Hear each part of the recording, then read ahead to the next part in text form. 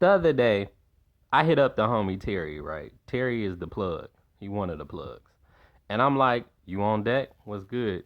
Trying to come holler at you. He talking about, your man's owe me some money.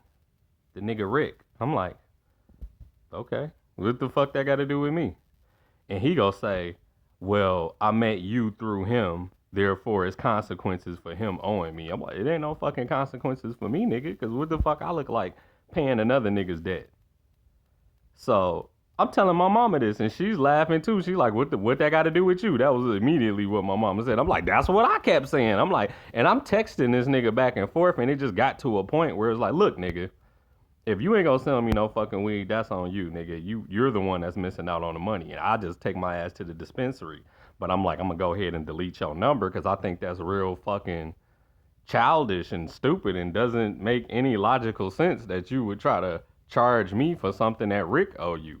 And then I told him, I'm like, and last time I asked Rick about you, he said you had moved to California. And I was laughing. I'm like, I don't believe that, Rick. I'm like, because Terry just goes back and forth to California, like, which is funny because it's very similar to my brother Terry that does that, where it's like he goes to visit out there, but he's never gone out there to just stay permanently. So I'm like, I don't believe that. So when I talked to Terry and I told him that, I'm like, well, maybe Rick thought you was out of town. He like, nah, that nigga know I'm here in Detroit. I'm like, well, that's between you and him, nonetheless. But this is a perfect and great example, YouTube, of why I say I don't need to fuck with Rick. Because I don't do shit like that. I'm not a, let me get credit. I lay away, I'll pay you back later type nigga. People get killed for shit like that here in Detroit. And that's just a prime example of how Rick is a different kind of Scorpio than me. I told I tell people being an October Scorpio is very different from being I'm a November Scorpio. My birthday is November 16th. Rick is an October Scorpio. His birthday is on Halloween.